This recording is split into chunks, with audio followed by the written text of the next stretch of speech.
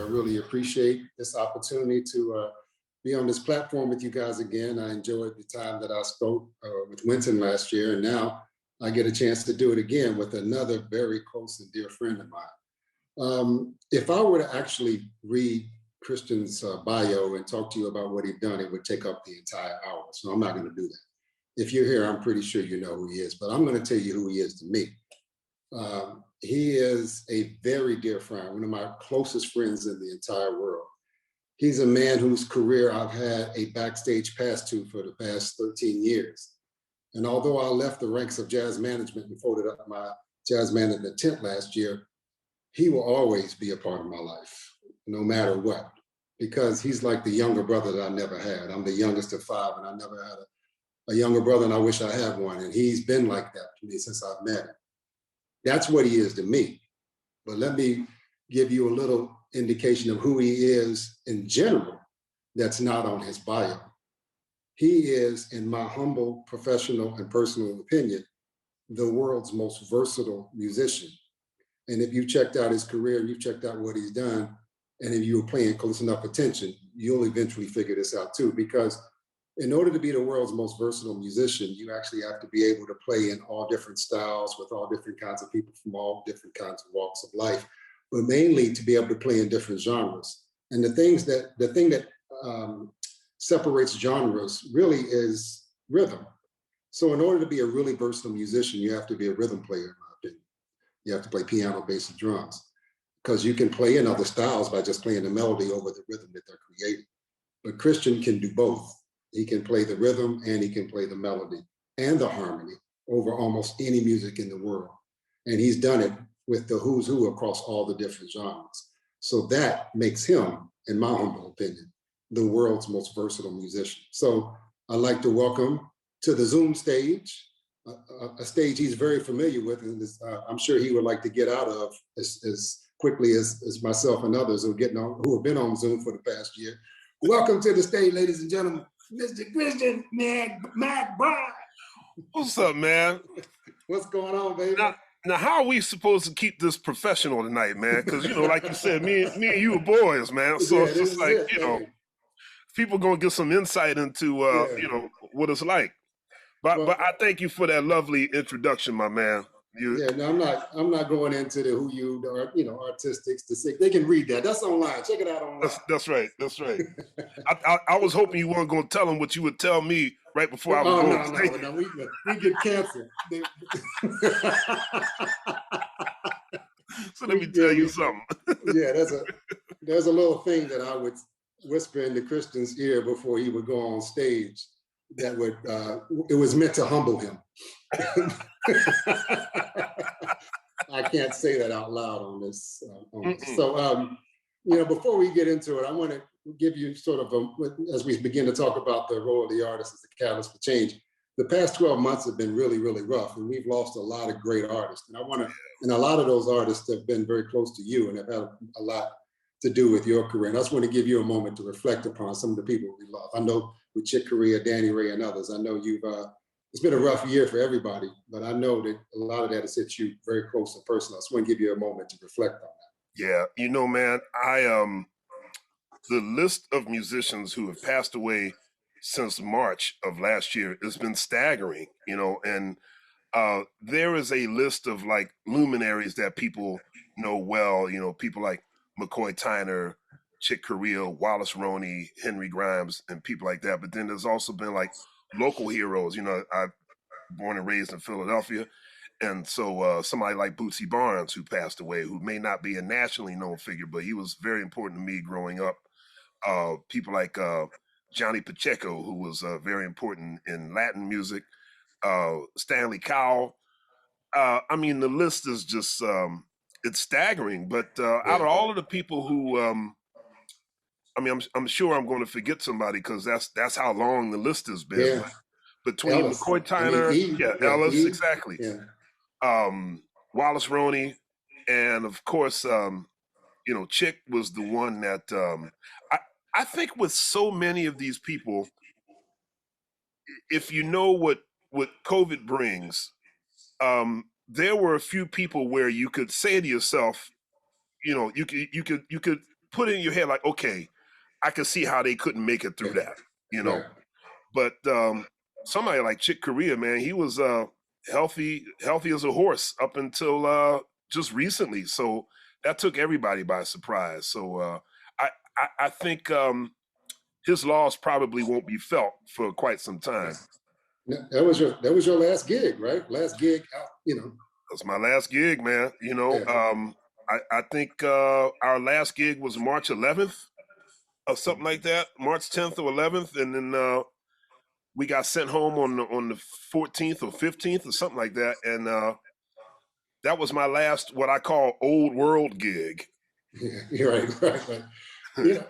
You know, and that's one thing. I don't know if we ever talked about this. One thing I've always admired about you is you always listening to music. You have a relationship with music that I don't think has changed since you were a little boy.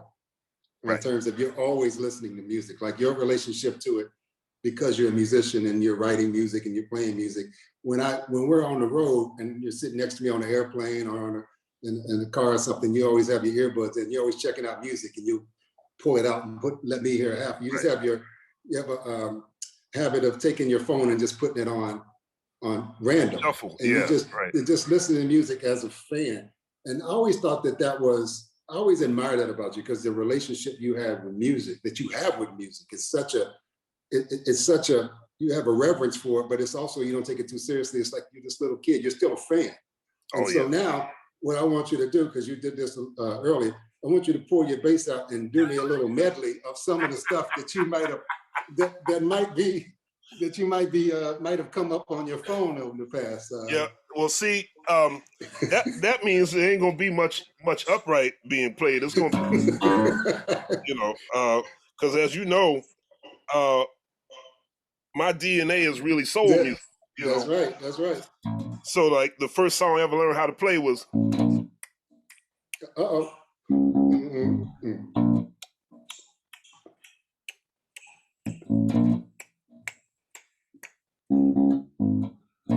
So, you know, it went from there to,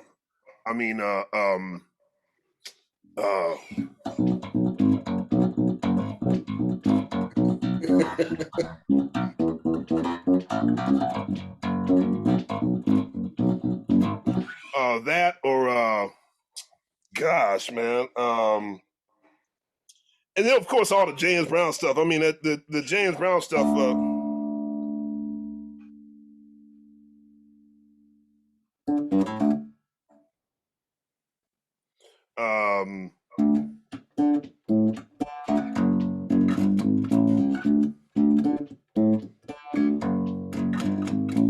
You know, stuff like that, Now, what are some of the things that you, as DJ Brother Mister, you would play along as, you know? See, wait a minute, I got one for you as well. Hallelujah! They called me Casper, not the friendly ghost, but the Holy Ghost. You know, Bootsy, that's my man there. Yeah. So, and you know, one of the things that that bonded us, we have a nice, you know, like the timeline, because like the music that really is sort of like my bone marrow is like stuff from like the mid 60s to the late 70s, and then your wheelhouse is like late 70s to the mid 80s or through the 80s. I'm like 72 to like 87, boy. that's a 15-year period for me. 72. Man, because you know, like we start talking about all that stuff like on Mercury in the late 70s, all that Ohio Players and the Barcades and all that stuff. Oh man, what you talking about? Hey, they talking about some jazz. They said we ain't bring y'all on here to talk about the Barcades. Y'all on here talking about, you know, all this funk. We get to some Bird. So, yeah, but you know. And another thing you've heard me say through the years, man, you know, I had to learn how to play jazz. Yeah, that's 100%. It's that funk and that groove, that feel, as you said, is in your DNA, but you can feel it inside of how you play any music. You know, I can hear it when you playing that bluegrass stuff. You know, it's all up in there. Right? But let's talk about some music. Let's talk about one of your pieces in particular that is germane to what we're going to talk about tonight, which is the movement revisited. Is that would you consider that to be your magnum opus? At the moment, yes. For now, see, I got some other stuff I'm working on. That's right. That's right. See, that Don't was box my me first in. stab at it. You know, I gotta get another one later on. But yeah, that's definitely my magnum opus. You know, I mean that piece has been written slowly over the course of you know, probably 15 years. I got I first started writing it in 1998. It was first conceived in 1998. But at that time, it was just for a quartet and a small choir. We played these shows and didn't play it again for 10 years. And then in 2008, you and I had been working together only like, what, six months or something by then, 6-7 months when we did it in LA at the at Walt Disney Concert Hall. And I completely rewrote the piece for big band. And then our friend T-Pain, not the rapper T-Pain, but Terry Pontremoli, gave me a commission to expand the piece because Barack Obama had just been elected president. And so the fifth and final movement called Apotheosis November 4th, 2008 became the fifth and final movement. And that's the way we hear it now. Yeah, we went through a lot to get that recorded. You know, it went through.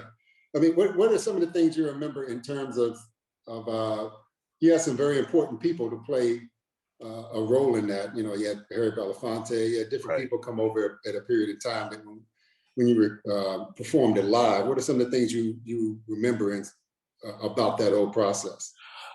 Probably the most memorable thing about this whole piece, even now, is sort of like the somewhat the irony, some will call it irony, of like Sonia Sanchez reciting the words of Rosa Parks, because personality wise, rhythmically, just the whole vibe. I mean, like they're so different from one another. You know, of course, Sonia Sanchez being from the Black Arts movement, and Rosa Parks being like this very gentle, quiet fighter. You know, to hear Sonia bring life to those particular words of Rosa Parks, that's always a trip for me. You know, but yeah, I mean, there was Mr. Belafonte, Wendell Pierce, who was always great. When we first played it in LA, you remember Loretta Devine read the words of Rosa Parks, and you know, working with all these different choirs and JD Steele, man, I got to give it up to JD because I can't play this piece without him. Like, I mean, this is just as much his piece as it is mine, because I can't teach the choir their parts. I remember in the studio after everybody had gone, he was doing layering those harmonies on. Man, look here. I was sitting there like, what's he doing? You know, and because it didn't. I was like, he doesn't need a piano. He didn't go to check no notes and nothing like that. And he said, okay, run the second track. Yeah. And you and I were just sitting there, what's he doing? And then we heard all the five voices together. We were like, whoa, this is a bad man. Yeah, genius. Yeah, so when as we begin to talk about this, the artist and change, right? When you thought about that piece, you know, did you have a specific thing in mind of how you wanted it to be true, how you wanted it to be received? Yeah. I think when I first, I wrote this piece initially because I was asked to write it. And then once I finally figured out what I wanted to do, I don't know if I'm interested in so much how it's received as much as I hope somebody will hear this piece and be curious and go back and try to do some more research and find out, you know, why did this particular text touch him so much? Or let me go back and find out a little more about Malcolm X during his very short post-Mecca life. Let me find out a little more about Rosa Parks. Let me find out a little more about Ali and King. So I just hope it makes people curious as opposed to, you know, oh, what a great piece of music that is. I mean, that'd be fine too, but I just hope it makes people curious enough to do their own work. And it's amazing how stuff like that actually happens. I forget, I think it's Malcolm McLaren. How I actually was introduced to Malcolm X was there was a rap song called Malcolm X No Sellout. And I was like, Oh yeah, Malcolm X came out in the early 80s or something yep, like that. I had heard the name, but I didn't really know who he was. So after hearing that song, I went and read the autobiography of Malcolm X. And of course, I was forever changed.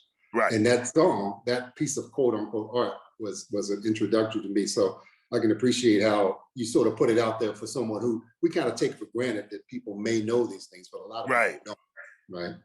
And so that sort of gets into the artist and change, right? And Yeah. let me ask you personally, not necessarily what you think about other people, does creating your art first change you? Well, that's all it can do. You know, you can't change anybody else. You can only change yourself. Right. You know, and if art is about expression, you're expressing what's inside of you. I think it would almost be, you know, I don't know how wise or, you know, I don't know what the word would be. Like, okay, like I'm going to write a piece of music so I could change you. I think what it would be is you write how you feel about something, and then hopefully those feelings transfer to somebody, and they might not feel the same thing you're feeling, but you can Right. give them a certain emotion or a certain intellectual, you know, flicker that makes them feel something that the author or the composer didn't even expect, didn't even intend, you know. So I mean, because I grew up listening to, I mean, you know, you already know what I grew up listening to, but uh like the music of the late 60s, and I'm not talking about just soul music, but folk music, um a lot of jazz, you know, things that were very much geared toward either social change or reflecting what was going on in the streets. Um, I was still trying to get something from it emotionally. Like you said, I listened to it as a fan, you know what I mean? Mhm. And then once I started doing the research and hearing kind of what kind of fueled these particular pieces, um, I don't know. There was part of it that I don't know. I guess as a musician, I was still listening to it with a musical ear and also trying to pay attention to what the story was behind these. Like, for example, when I heard Sonny Rollins' "The Freedom Suite" the first Mhm. time, um, now that piece of music was probably one of the, you know, I mean, like you had people like Duke Ellington and Mary Lou Williams who were writing pieces dealing with uh, what was going on socially as far back as the 20s and the 30s. So to write music dealing with a social message is was certainly not new, not even by the Mhm. 1950s. But um, since the civil rights movement, the modern civil rights movement as we know it, starting in 1955 with the Montgomery bus boycott, um, there always historically seems to be such a big focus put on the the uh, the music of the 60s, the civil rights music of the 60s. But one of the first shots fired, you know, no pun intended, musically speaking, was Sonny Rollins' "The Freedom Suite." So, which was recorded, I believe, in 1957 or 57 or 58, I can't remember. And when I heard that piece of music, I'm not sure it made me become more aware of the struggle because I was already aware of the struggle. Right. Um, so that piece of music didn't change me, so to speak. It just made me realize that wow, more cats have been paying attention to what was going on in the civil rights movement before even it became a thing. You know what I mean? But I think it was a combination of reading, doing a lot of reading, um, listening to music, talking to my elders. That's really where it came from. Talking with my elders, you know, because you can listen to music and you can interpret it any way you want to. But when, you know, I sit there and talk to my grandparents or talk to my great uncle or my great aunt and they tell me what went down, you know, that's when it starts to hit you, you know. So I said all of that to say that usually when I write music, I think when anybody writes music, I'm not sure how much that is to try to change you, or I'm just expressing myself. Right, and I mean that's what great art is. It's really art is an expression of the human condition, Right. and you're hoping you get on some kind of a wavelength with someone that gets them to at least observe it the kind of way, and then ask, what does this mean to me, where I find myself now? And Yeah. Right. in the moment that I find myself, am I okay being where I am right now, or is there something inside of this that's making me think differently Yeah. about the situation, or think deeper about the situation, and go and do something about it? I think that's true of painting, that's true of literature, it's true of movies. It's like you look at it, and there's something about it that speaks to you. Art in many ways is a mirror. Yes. That you can see yourself inside of, and see all the things around it, and see how am I okay with where I am, given what I've just observed, given what I was just told, given what I just experienced. That's right. And so, but then you go, some people go a step further, and there's an overt message or overt thing that they're trying to get across in the art, whether it be music or whatever. It says, this is the situation. So it's one thing, you like with the movement you talked about, you're basically just telling the story of something that already happened. Yes. There's not an opinion in it. Right.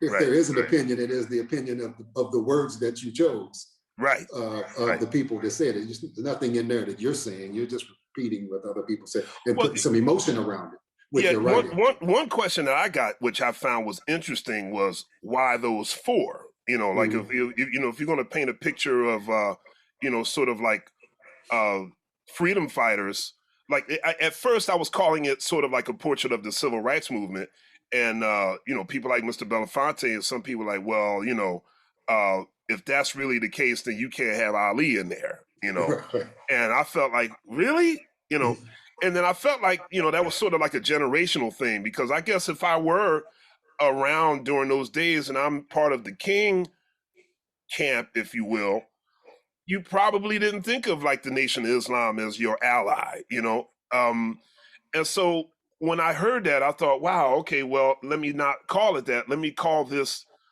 exactly what it is. This is a musical portrait of four icons. Whatever you want to call them, they are four icons. Be it civil rights movement, radical movement, black nationalism, whatever you call it, they are four icons. And so one of the questions I got was like, why didn't you pick Angela Davis? Why didn't you pick Stokely Carmichael? And I was wondering, like, wow, where was that coming from? How come you didn't pick Eldridge Cleaver? I was like, well, because it's my piece. Right. These are the four people who I wanted to pay tribute to, Right. Well, I mean, those are the folks that spoke to you. It's like, I was thinking about this earlier today, is that, it doesn't, when you experience music or whatever it is, any kind of art, and you come upon it, particularly in the contemporary sense, if it just came out, and it hits you at a moment when something is going on with you that you remember. Like, many of us will hear a song and we remember where we were when we were little or whatever, when we first, just like you listening to that music, right? Right. Like, like sometimes I look over there and you're 8, sometimes I look over there and you're 30. Yeah. So you become different. Right. Sometimes you're Chris, sometimes you're Christian, right? Right. So you become this different person because you get transformed back to that point in time. That's right. And what happens is that that's personal to you, right, as the listener. And then there's this sort of overall thing about where it sits in the big scheme of things that you may or may not take for your own personal experience. And I'll give you an example. Like last night, I watched Versus, and so with D'Angelo. Yeah. And I didn't really listen to D'Angelo's. I mean, I heard it on the radio, but I didn't buy his records back then. So I don't know his albums back to back. Can't put them all in here. I'm like I would a Stevie Wonder record.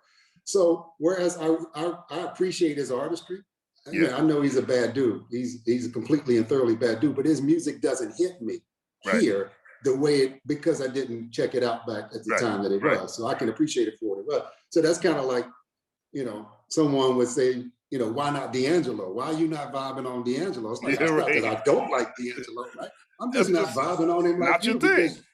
because that's where you met your wife. Right. Slow dancing to D'Angelo, right? He Right. means something more to you than he means to me. Yeah. Yeah. And so, now go ahead. No, I was gonna say, yeah, that whole thing of like, personal choice or what hits you personally. I mean, I think that's the biggest responsibility of the artist. I mean, as opposed to kind of taking a poll and saying, what can I create that will make you feel better? Like, what you just described with D'Angelo. I also get that sometimes with Mingus versus Ray Brown. Because I knew Ray Brown. I played with Ray Brown. Ray Brown became like a second father to me. So when people ask me about bass heroes, of course I'm going to mention Ray Brown. I had a personal relationship with him.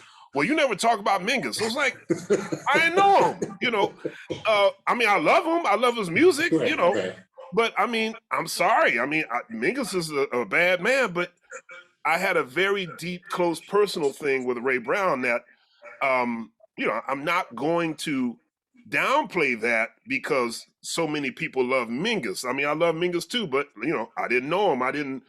I wasn't bathed in that music as much as I was in Ray Brown. And that's, as we move, as more and more information, we live in the information age, that's one of the things that we see, that there seems to be a canon, if you will, of whatever a subject might be that you are sort of being forced to adhere to, as opposed to your own personal taste about a situation. It's not to say that I think that those are bad. I just like mine better. I mean, sports is another one. You start talking about the Mount Rushmore of sports, right? Right. Oh man, you get into a knockdown drag out over, depending upon what age you are. Who did you watch growing up playing, right? Yeah. All those kinds of things. So that gets to, I want to sort of make a distinction between an artist and an entertainer, particularly as it relates to things of dealing with art that deals with change, in particular social change and cultural change. Because you said something earlier that sort of gets to that. When you're creating something, if you're going outside and seeing which way the wind blows, one may argue that may not necessarily be an artistic statement as much as it may be a market statement, right? Yes, that's right. Yeah. And so talk to me a little bit about or keeping your membership in the gang. You know what I mean? In the social gang, whatever that is, one thing I find that's funny is when people talk about music that really deals with sort of social issues, one common denominator that all of us point to is Marvin Gaye's "What's Going On," right? Masterful album. Yeah, he was talking about global warming a long time ago. Exactly. But now, by the same token, by today's standards, I guess you would say that Marvin Gaye was absolutely woke. Remember what his follow-up album was? Well, it was the soundtrack to Trouble Man, but his next big record was Let's Get It On. Had nothing to do with social issues. That record was all about sex. In fact, every record Marvin made for the rest of his career was all about sex. I Want You, Here My Dear, A Love Odyssey. My man was just singing about wilding out for the rest of his career, and Here My Dear was a result of him wilding out too much. So, ain't anybody want to hear about the, cleaning up the what's going on in the neighborhood and cleaning up the ecology? And everybody want to hear all that. Oh, what do they want to hear about? Let's talk about sex. Nah, that one might work. So I love the fact that Marvin was kind of like, listen, I was feeling this, everything he was feeling about what was going on in Vietnam or what was going on socially, he was feeling it at that moment. And then I'm sure there was this pressure to be like, no, Marvin, you've created such a thing with this. You got to keep this going. Marvin's like, no, man. But the interesting thing is even though he didn't continue that statement, has stood the test of time. That's right. Hey, it's like what's the name? Robin Harris said, you don't need nothing else. That's all he got. He don't need nothing else. Now, on the other hand, I've always admired somebody like I mean, I don't know. I feel like so many of us take him for granted, and that's Stevie Wonder.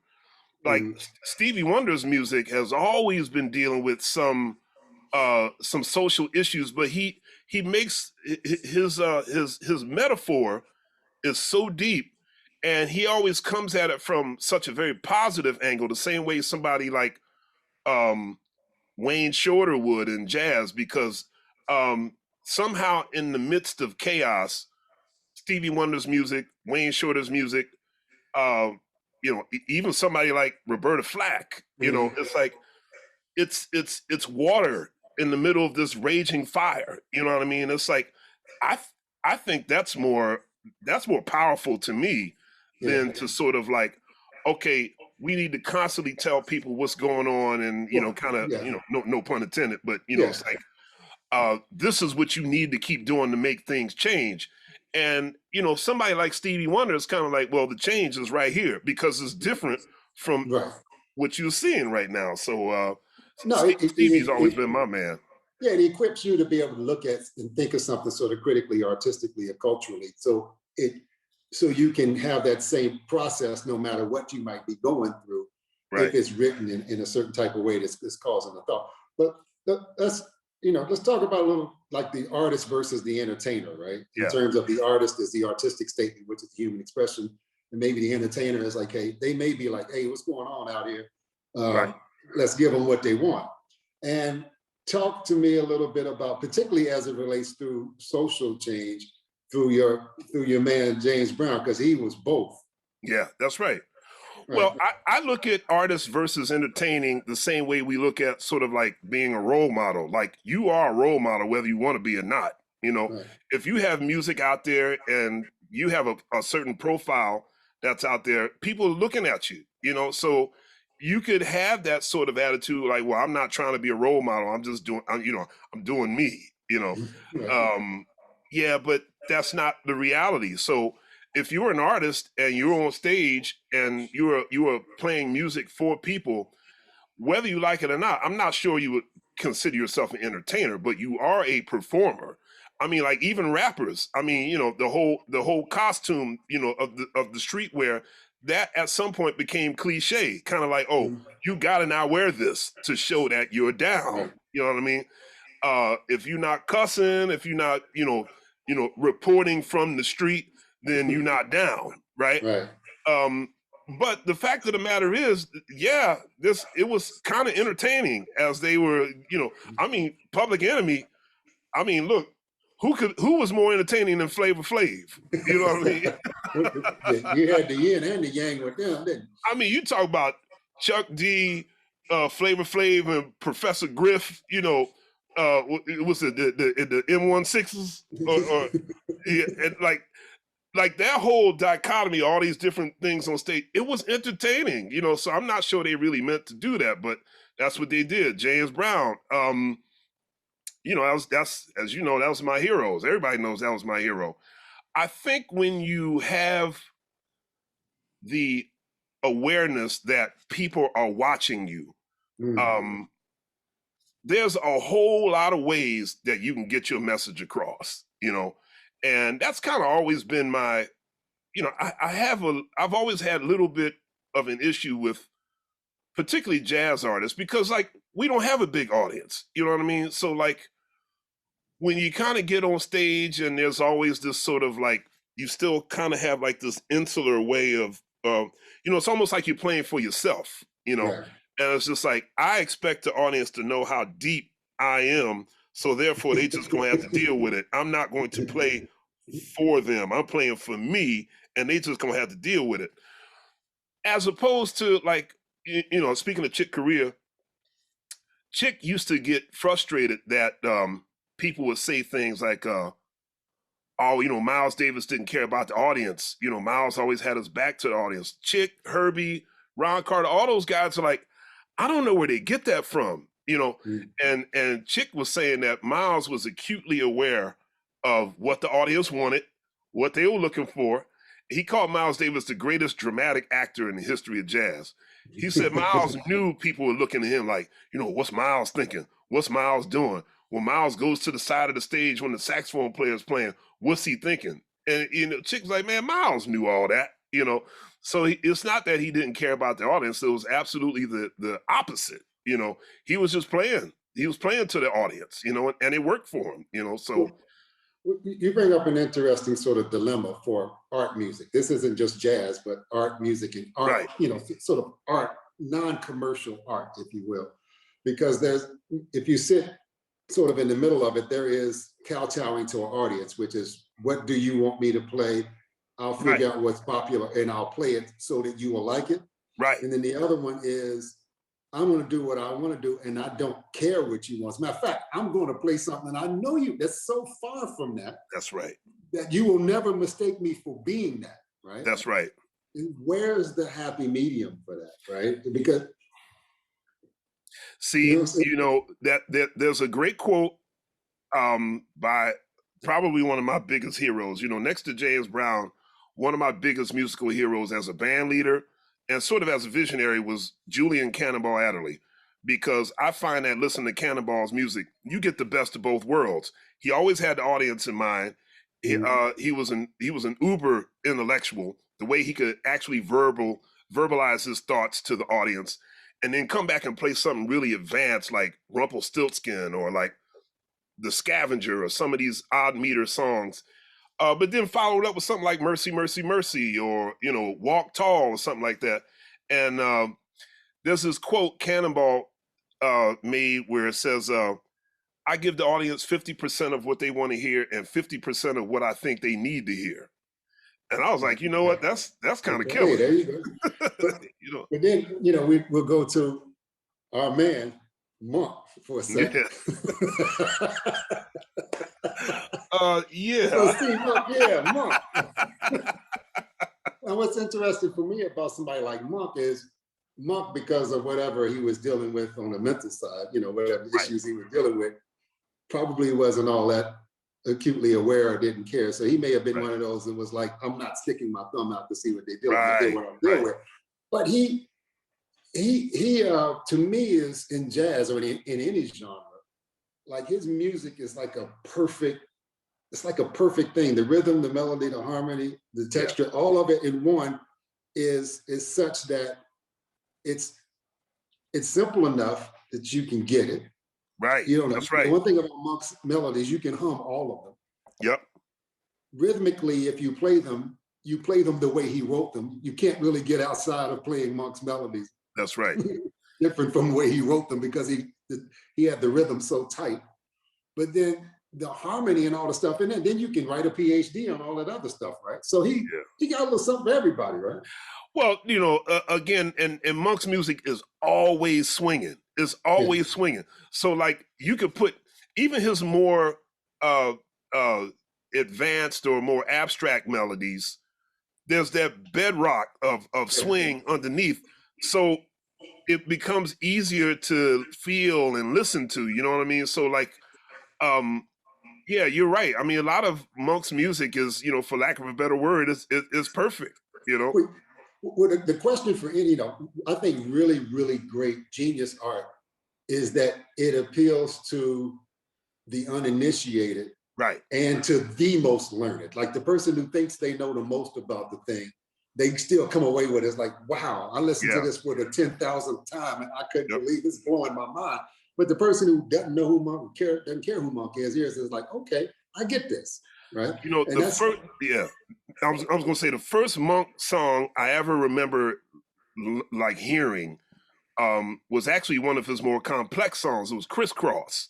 Mm-hmm. And I remember when I first heard it, I was like 11 years old. I didn't really know what I was listening to, but something about that melody with the alto saxophone and the vibes, I envision like that being the backing music to a Sesame Street sketch. I could see like Bert and Ernie chasing each other around like they lost something and like they're crisscrossing each other in the apartment. I was like, oh yeah, I can get with Monk. Yes, he got you with the name and everything. So, exactly. We could go on for 2 hours talking about Monk. So I'm gonna leave by the obligatory Monk reference in there. But I want to touch on something because it just came out on PBS last week, and I know you worked a little bit on this. The Mr. Soul. Yes. Ellis Hazlett. Now, when we talk about the role of the artist as a catalyst for change, all the stuff we just talked about, this sort of entertainment that, what do the people, I'm gonna give the people what they want, but the 50% of what I'm gonna give them what they want, the 50% of what I'm gonna give them what I need. It seemed like that show was a Cannonball's formula, right? Yeah, Talk man. a little bit about that, man. Well, there's a few things that happened at the time when soul came on television. We kind of skirted over. Tell the people what it is. So Soul was a show that came on public television. It was based in New York City. And the host of the show, his name was Ellis Hazlett. It was basically a black art show. And it was actually part of a proliferation of a whole bunch of shows that came around at that time.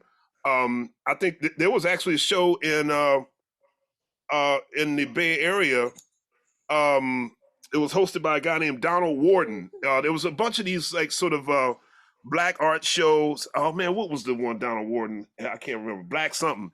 And then there was Say Brother in Boston on WGBH.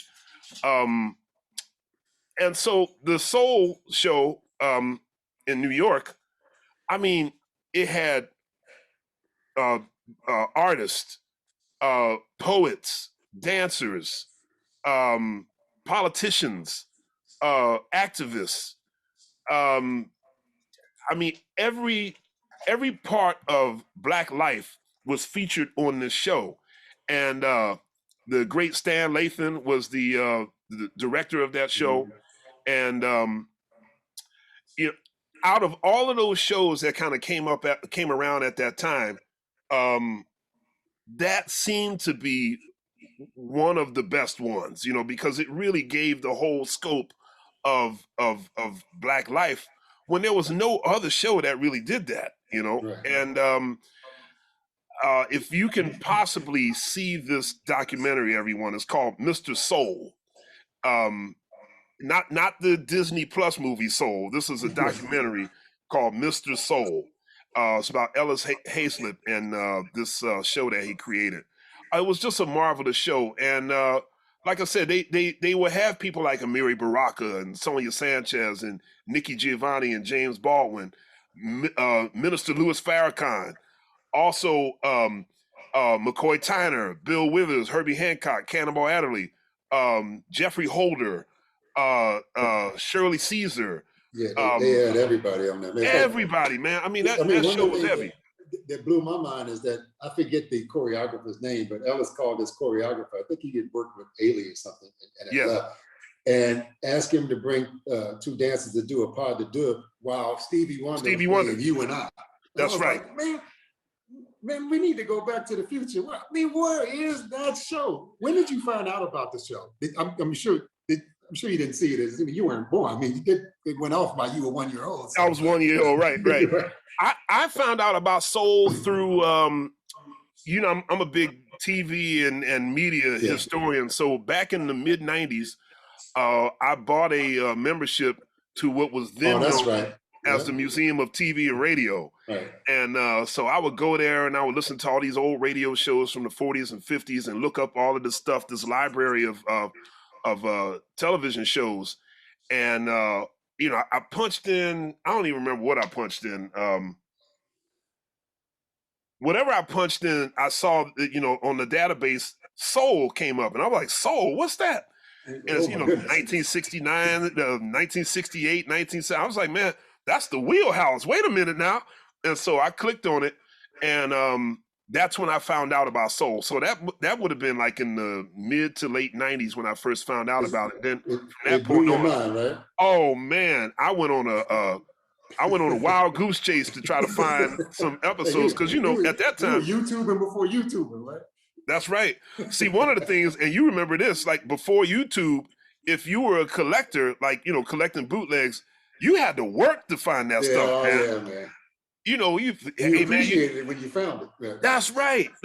Yo, you got that James Brown bootleg from 1970? Yeah, let me make a phone call.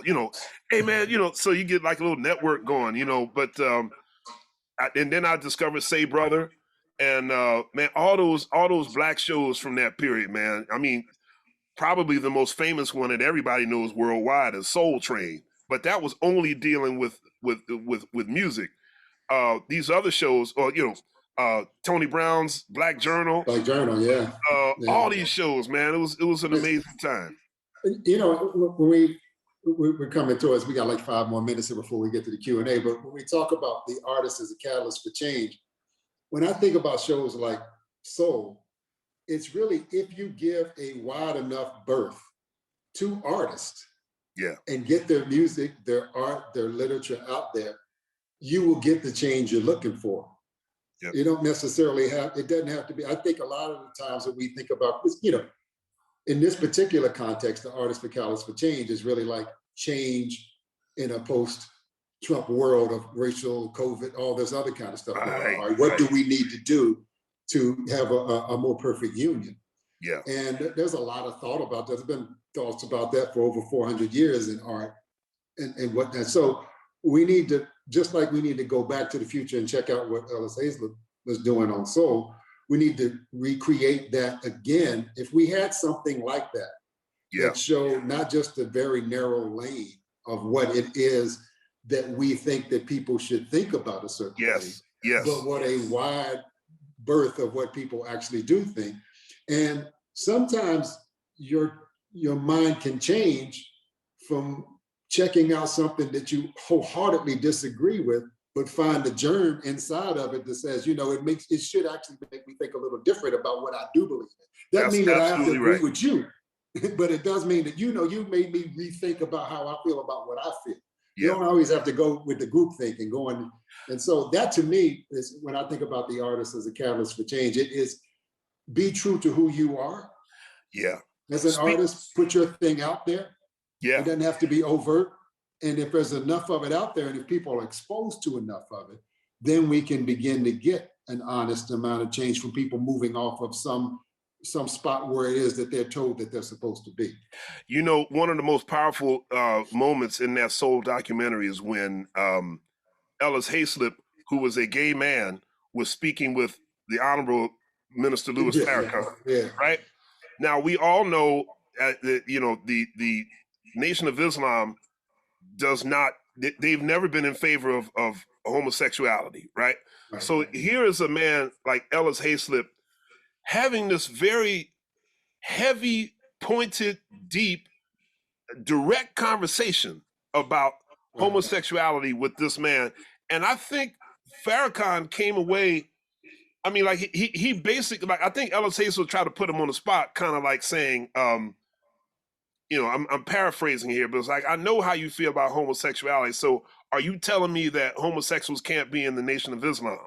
You know, and him taking Farrakhan to task in the most beautiful and gentle way. I mean, there was something about the way he communicated his questions to him was very deep to me, man, because instead of like banging him over the head and making him feel bad, he's like, okay, look, brother, I'm just going to put this out to you like this. And Farrakhan had to be like, you know what? I'm going to deal with that, you know? The cat was so heavy, man. He had a lot of his producers and people on the staff with women. I mean, he had employing women in the late 60s and the 70s, and they brought all this beautiful art without all this misogyny and stuff that goes on, stuff behind the scene. They were able to get to a thing. Yeah. And, you know, we have a tendency to look around and think that where we are right now, that there are no real answers in the past. Man, this universe is so old, man. It's like, I mean, one of my favorite sayings is that the only thing that's new is the history you don't know. That's right. That's right. I mean, the only thing new is Twitter, but I mean, basically, Twitter is a instant version of what the radio used to be at one point, especially black radio, you know? So, I mean, is Twitter really that new? Maybe not, you know? I don't know, but there's a lot of answers have been given to us, and we're not paying attention. So we are getting close to. So if you have some questions, put them in the Q&A box. I know you have plenty of questions for my dear friend, Mr. McBride. We got Okay, what's the question one? Diane Johnson from Lincoln Center Jazz has a comment in the question. Diane wants to remind you that okay, let's see. She wants to know if you can speak to how you think the industry of jazz will be able to come back from COVID times. Dr. Johnson, hello. Thank you for your question. That's a very good question, man, because there are obviously going to be a lot of venues that won't survive. I mean, in the New York area, we've already lost the Jazz Standard. Birdland is hanging on by a thread. We hope they can survive. Here in Montclair, New Jersey, where I live, we had a jazz club called Trumpets, which shut down, actually right before COVID hit. So it's going to be a long and challenging road back, but I really believe that I think things are going to be okay because not without struggle, not without an uphill climb, but we'll be back because even through the Depression, even after the World War II, it managed to get back and survive. Even the death of the big band era in the 40s and into the 50s, we'll make it, but it'll be an uphill climb. Yeah, I think this is a Darwinian event. I mean, the one thing that we should understand is that we're not going back to 2019. That's right. We're not going back to that. There is a new normal that will emerge out of all of this, not just for jazz, but for everything. Yeah, but right. For the music industry in particular, I always remind people of this continuum that we see and how it's becoming more compressed exponentially as we go on. There was the 10-inch, the 12-inch LP. There was, right. The 8-track, the cassette, then the CD, and then in video we had the Betamax, VHS, the Laserdisc. So like the CD came around like 84, 85, and then there wasn't another major shakeup until 2001, which was iTunes, when Napster and all that sort of happened before that. Right. And then from 2001 to, I forgot when streaming went on, when the first year when streaming overtook downloads, like nobody buys music anymore. So those major events shook up the music industry in many ways. So what you have to understand, the ones that survived and flourished were the ones who could see over the horizon and see that, I need to be able to change what I'm doing because we can't go back to that. Yeah. And so I don't know what that is, but whatever it is for music or whatever, you have to look forward and not think that we're going to return back to some version of what it was in 2019. Yeah. There'll be some of that, but there's going to be something new. And so whatever that something new is how you will be delivering your music live and otherwise. That's right. And it's always intertwined with technology. So I mean, I know how difficult it is for people to somehow change with technology. I mean, I hear people all the time, I can't play my CDs anymore. How do I get this? Oh, I'm not dealing with this anymore. So they just don't listen to it. So therefore they get upset that, I can't listen to music the way I used to. It's like, well, you got to open yourself up to be able to deal with the transition and the way technology develops and things like that. So, and what you're talking, when I say sort of going back, it is the technology aspect of how people in the mainstream are going to be dealing with it. But like I said earlier, there's all kinds of answers about how we're going to deal with it, not in how we deal with it, the philosophical way of how we're going to be able to deal with it. There's plenty of answers for that. That's how we got. There's a interest. Remember in Mr. Soul, where Ellis flew Nikki Giovanni to London to speak to James Baldwin. Yeah. Right. And she's decrying. She's like, oh my God, how are we going to, as an artist, it's just the oppression. It's just so much. How are we going to survive? How are we going to get through this? And Baldwin looked at her and said, what did he say? Our ancestors gave us the answers. That's right. That's right. He said, our ancestors gave us the answers. Right. He said, what they went through, said, this ain't nothing. Yeah. So we can figure it out. We just have a better toolbox to be able to figure it out with, but we understand whatever it is that we've learned in the past, we can go back in the past and figure out the philosophical understanding of how we're going to get through this, but we can use the technology we have to go forward. Right. Is there another question? Any other? Oh, no, let me see what we got here. Uh, which one are you looking at there? Oh, I'm looking at that first one from Anonymous. Yeah. I remember that gig in Ann Arbor. That's right. Me and Tall Paper and Hurst played that. Hey, I'm glad you were there, Anonymous. That was a memorable night. So I remember one of the choir members passed out. Remember that? What's the importance of performing online or in small venues as a value versus your term old world gigging in public? How you doing, Stephanie? Let me see. What importance is of performing online or in small venues as a value versus your term old world gigging? Well, I mean, you gotta do something. You gotta do something to keep the music out there. So, I mean, none of us really want to be performing online, but that's what we have at the moment, you know? I don't think that's going to end. Yeah, you know, I don't think you'll see it as much as you do now, but I think that might be one of the things in the future that we're going to have to embrace. You know, you will be able to see more live performances being streamed, you know, live streamed. But in terms of what I call the old world gigging, that will also be back. I mean, you know, there's going to come a time where we all go back on the road again. You know, it may be accompanied with some sort of digital aspect to it, but yeah, actually going to play for people, that will come back.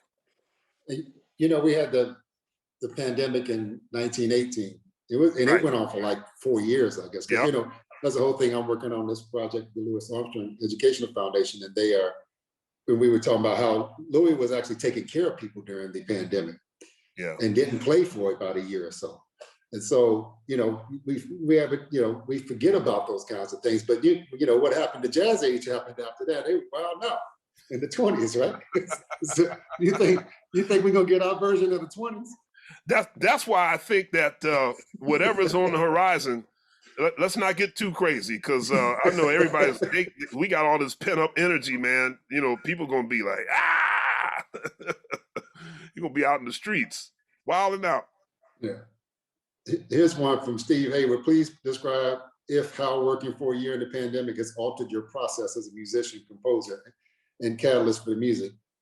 Are there components of this that you'll retain post-pandemic? Thank you, Steve. I don't think my process has really changed much during the pandemic. I mean, obviously, I have more time to actually sit down and focus on writing or practicing or playing. I mean, the big difference is that, you know, I'm doing all this playing in the house, and I can't go, you know, there's not a gig that I have in mind that I'm practicing for. But what am I doing now that I will retain post-pandemic? I don't know. I like I said, I think the process, my personal process, probably hasn't changed that much. So there's not really much for me to change. I'm writing more. Yeah. What you were working on something earlier today. What were you writing earlier Yeah, today? I'm writing a piece for the Temple University big band. I got commissioned by Terrell Stafford, who runs the music program there. And you mentioned earlier how, you know, the sports thing. You know, I'm also a huge sports fan, so I'm writing a piece in memory of the late John Chaney, who was coach of the men's basketball team there for so many years. And I'm calling it the Wise Old Owl. Because are there movements in there? No, it's just one piece, maybe about 5 or 6 minutes. Oh, and if there were, I was going to encourage you to write a Calipari movement. No, hey, that's gonna be in it. That's the drum solo. Oh.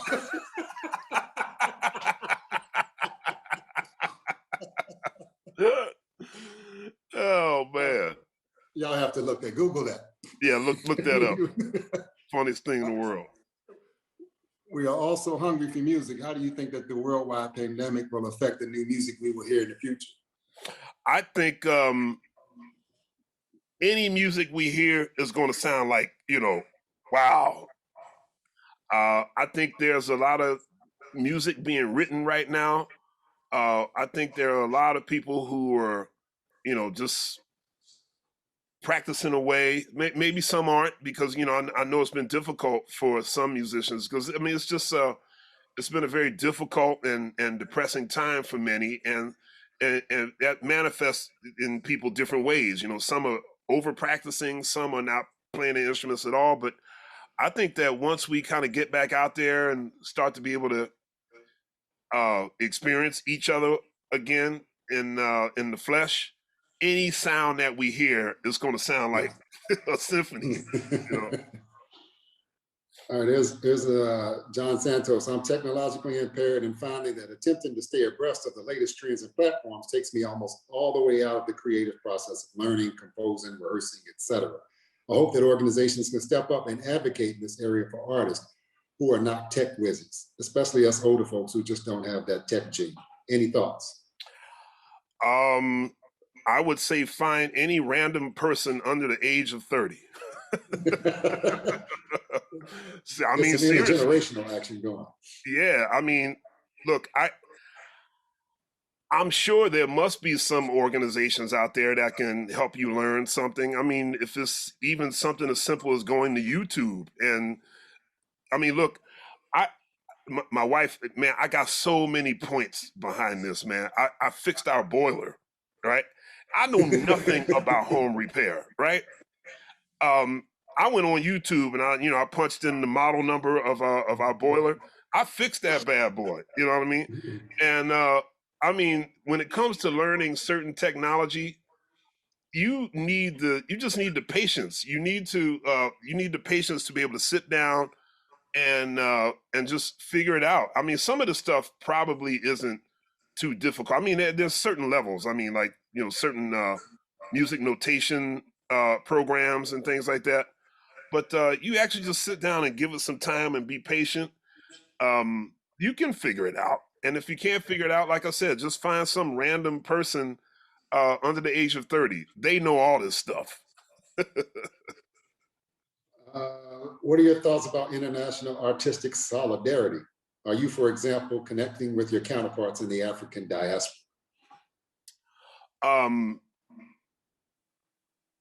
That's a two-part question, because at the moment it's kind of hard to connect with anybody at the moment. So, the goal right now is to stay safe, to make sure we protect ourselves and our loved ones from COVID. Now, once we get back out there and start making music again, is there a conscious effort to make connections with people in the African diaspora? That already happens.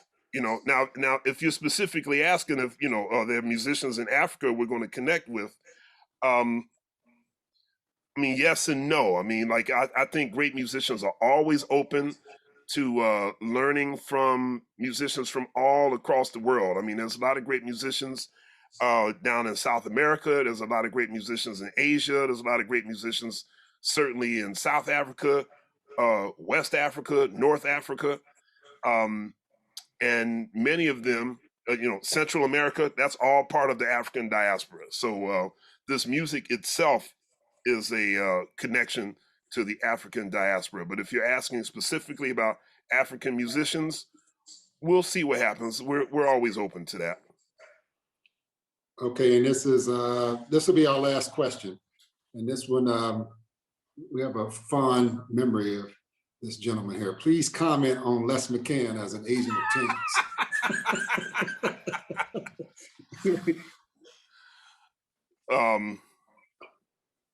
Les McCann as an agent of change. I'm reading behind that question. Because he made protest music. Well, if you know the Les McCann that we know,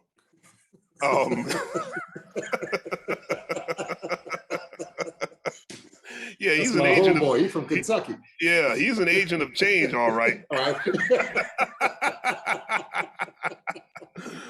um, yeah, I mean, look, Les McCann, Nina Simone. I mean, there's been a whole lot of musicians who have made overt protest music. And if you take someone like Nina Simone and Les McCann and you put them next to each other, Les McCann is so, I mean, polar opposite of Nina Simone. I mean, Les McCann he's a scream. I mean, it's funny to think that he actually made certain music that was kind of dedicated to the movement because he is wild, man. I mean, I love him. He's one of my favorite people in the whole world. But yeah, he's one of many artists from a particular era that made this music reflecting and or propelling social change. So yeah, so before we turn it back over to Stacy, man, I first of all, man, my man, 50 grand. 50 grizz nickel. 50 grizz nickel. But yeah, tell me a little bit about, tell the people about Brother Mister real quick, your imprint. I know Brother Dan Wilson, I knew your first official, that's right. Your first official record on your imprint, Brother Mister. Yeah, man. And you know, you were right there in the beginning as I was putting it together. Yeah, I've been on Mac Avenue Records now for about a good 13, 14 years now. Yeah. And as of 2018, or maybe it's 2017 now, I started an imprint called Brother Mister Productions. And on April 23rd, guitarist Dan Wilson will be releasing a new project on Brother Mister / Mac Avenue Records. And so I'm very excited. But you know, we did that record quite some time ago, but of course the pandemic slowed everything down. Mm-hmm. And so you know, I got some things in the hopper for the future. And you know, I predict that there will be much more happening with Brother Mister, certainly within the next 12 months. Well, Brother Mr. McBride is taken after his role model, James Brown. He's the busiest man in Zoom business. How many Zooms are you doing a day, brother? Oh man, look. I feel like the Commodores up in here, boy. Zoom, baby. I mean, so you probably like to fly away, wouldn't you? Oh man, to fly away. You know the Temptations had a joint called Zoom too. It's like a couple of years before the Commodores, but theirs was significantly different. But yeah, there's all kinds of Zoom theme songs that are in my head these days. Zooming who? Oh, there you go. That's right. All right. Well, I better get Stacy back on there, man, before we get thrown out of here. Yeah, come on, Stacy. Hey, well, you guys, I am so grateful for this conversation. I have to say, you made me laugh. You made me feel positive about the future. You said it straight. We're going to be okay. I kind of like that simple, yeah.